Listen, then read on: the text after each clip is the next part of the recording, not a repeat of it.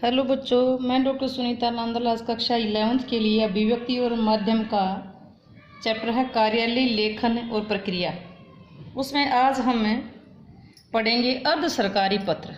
सरकारी पत्र, औपचारिक पत्र हम पहले पढ़ चुके हैं। ये है अर्ध सरकारी पत्र। अर्ध सरकारी पत्र लिखने के लिए कौन कौन से महत्वपूर्ण नियम होने चाहिए? अर्ध सरकारी पत्र लिखेंगे तो हमें किन किन बातों का ध्यान रखना पड़ेगा? तो जैसे औपचारिक था उसी तरह ये अर्ध सरकारी भी है। औपचारिक पत्र के विपरीत अर्ध सरकारी पत्र में अनौपचारिकता का भाव रहता है। इसमें मित्रता का भाव भी रहता है। औपचारिक पत्र में जो औपचारिक पत्र है उसका उल्टा होता है ये अर्ध सरकारी पत्र। इसमें अनौपचारिकता का भाव रहता है, मित्रता का भाव रहता है। अनौपचारिकता का और मित्रता का भाव रहता है। ये पत्र तभी लिखा जाता है जब लिखने वाला अधिकारी संबंधित अधिकारी को व्यक्तिगत स्तर पर जानता हो, दोनों की आपस में जान पहचान हो। ये अर्ध सरकारी पत्र तभी लिखा जाता है जब सामने वाले अधिकारी को लिखने वाला अधिकारी जानता हो। मतलब औपचारिक पत्र है वो औपचारिक पत्र और अनौपचारिक पत्र एक दूसरे के विपरीत होते हैं। औपचारिक पत्र के विपरीत अर्ध सरकारी पत्र ये औपचारिक है। इसमें औपचारिक अर्ध सरकारी पत्र में क्या है? अनौपचारिकता का भाव रहता है, मित्रता का भाव रहता है। ये पत्र तभी लिखा जाता है जब लिखने वाला अधिकारी जिसको लिख रहे हैं उस अधिकारी को व्यक्तिगत तौर पर जानता हो।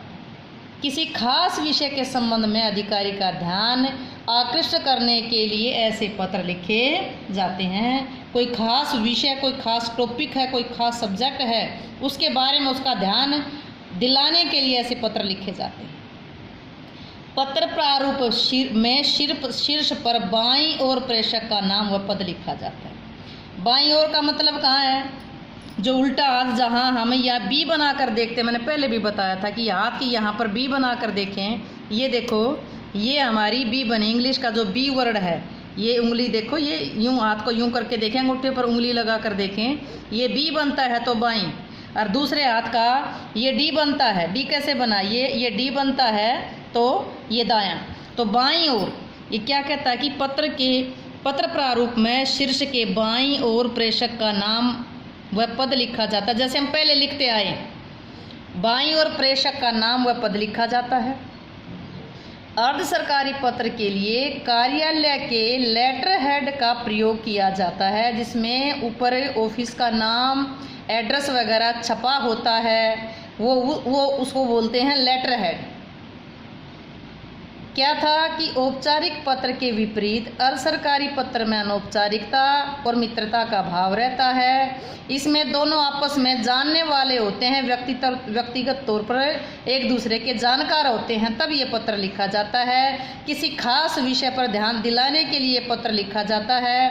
पत्र प्रारूप में शीर्ष पर बाईं ओर का मतलब जहाँ से पेज शुरू करते हैं उस ओर उसका नाम व पद लिखा जाता है। अर्ध सरकारी पत्र के लिए कार्यालय के लेटर हेड का प्रयोग किया जाता है। इस पत्र में विषय के बाद संबोधन में यहाँ थोड़ा सा बदल जाएगा, वहाँ भाव दिया है, ये वो फॉर्मेलिटी नहीं है यहाँ पर, क्योंकि पत्र ही फॉर्मल नहीं है, अनौपचारिक है। इसके संबोधन में प्रिय, श्री या प्रियवर आदि शब्दों का प्रयोग किया जाता है। ये क्यों किया जाता है? क्योंकि वो उसको जानता है। पत्र के अंत में दाहिनी ओर का मतलब दायां, दायां का मतलब है सीधे हाथ की तरफ, ये इस तरफ लिखेंगे दाहिनी ओर। बहुधीय के स्थान पर आपका मित्र आदि शब्दों का प्रयोग किया जाता है। क्यों किया जाता है? क्योंकि उसको व्यक्तिगत तौर पर जानता है। अंत में बाईं ओर जहाँ से पेज शुरू करते हैं वहाँ भेजने वाले का नाम, पद, नाम, खुद का नाम जो लिख रहा है, पद का नाम और पूरा पता दिया जाता है। एक बार फिर देखेंगे कि औपचारिक पत्र के विपरीत अर्ध सरकारी पत्र में औपचारिकता का, मित्रता का भाव रहता है। इसमें लिखने वाला सामने लिखे जाने वाले अधिकारी को जानता है। इस खास विषय के ऊपर जो पत्र लिखता है, क्यों लिखता है? उनका ध्यान दिलाने के लिए। बाईं ओर भेजने वाले का नाम और पद लिखा जाता है, जैसा पहले पत्रों में मैंने बताया आपको। इसमें लेटर हेड का प्रयोग किया जाता है। इसमें प्रिय श्री महोदय की जगह प्रिय या श्री या प्रियवर का, और लास्ट में क्या था, जहाँ बहुदिया लिखते हैं उसके स्थान पर क्या होगा, आपका या आपका मित्र, इस तरह के शब्दों का प्रयोग होगा। और अंत में बाईं ओर भेजने वाले का नाम, पद का नाम और पूरा पता दिया जाता है।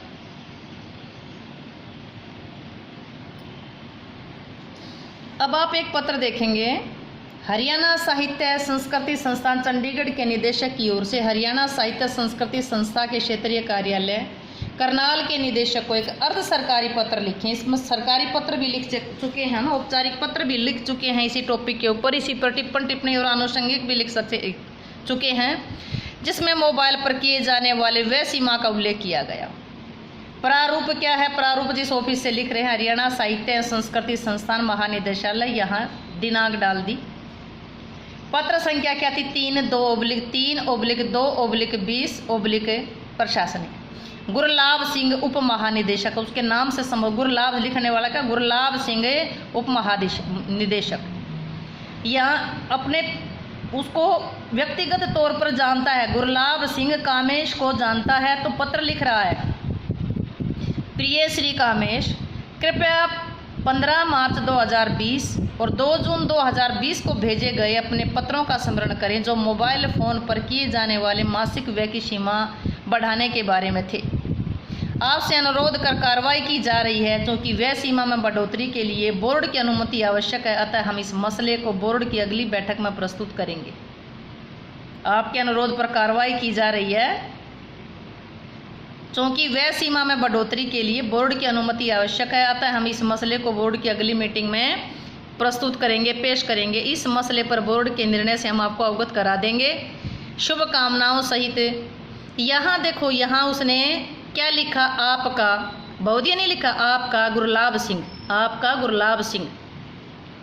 यहाँ शुभकामनाओं सहित क्या लिख दिया, निदेशक है, नाम क्या है, श्री विनय कुमार, हरियाणा भारतीय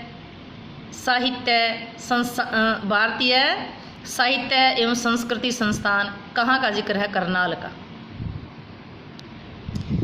इसी प्रकार आप एक और इसका उदाहरण देखेंगे, हिमाचल सरकार के मुख्य सचिव की ओर से, कौन लिखने वाला कौन है, मुख्य सचिव लिखेगा, कौन सी सरकार का, हिमाचल सरकार का। एक परिपत्र लिखिए जिसमें सभी सरकारी कार्यालयों में हिंदी के प्रयोग के लिए कहा गया, मतलब सभी सरकारी ऑफिसों में हिंदी का यूज हो, उसके लिए एक पत्र लिखा है।